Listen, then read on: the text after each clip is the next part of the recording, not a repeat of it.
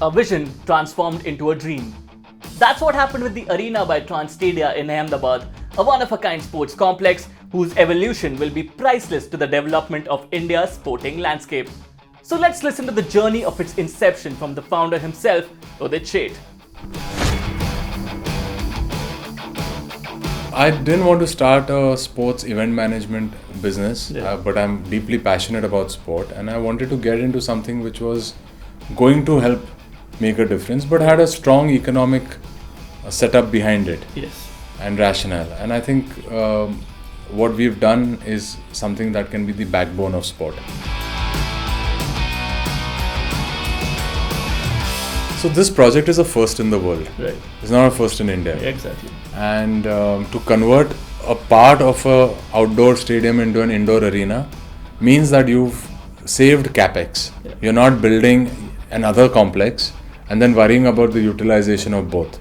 You're building one at a slightly marginal premium, and you're getting a utilization for sports and non-sports activities. Right.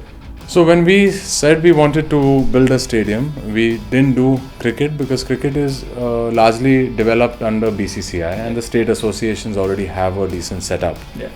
So we said let's start where we can build a stadium which is adaptable to multiple activities. Yeah. Spectator side, we said we have to do two things. We've got to give the best facility to the player, we've got to keep the broadcaster happy, and we've got to bring fans all the way to the edge of the action. They can't be sitting 25-40 meters away from the edge of the pitch.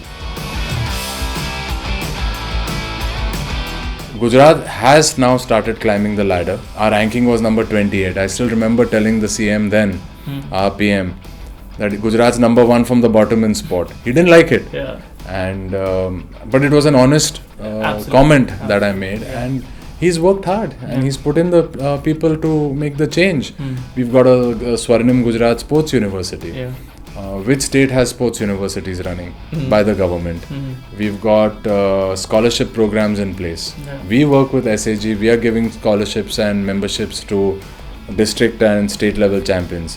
So it's a very integrated approach. And I think the moral of the whole thing is that unless private, government and athletes come together, Right. and the associations, I don't think this puzzle can work. In urban areas, people have exposure to sport and they get excited about all these other aspects. Yeah. But a lot of raw talent comes from the far reaches. Okay. Now, how do I bring them here? Rather, I go to them. So what we did is we retrofitted a bus. Right. We put in all the sports science equipment in that, which is mobile. And we have tested almost 30,000 kids in Gujarat, and the data it throws up is amazing. Not only can you tell a kid which sport that they can pursue, we can correct nutritional issues at a young age. We can correct physical issues, psychological issues. We can go ahead and pick talent from there for district level sports schools. So these are very, very important things. So I think that's our philosophy over here.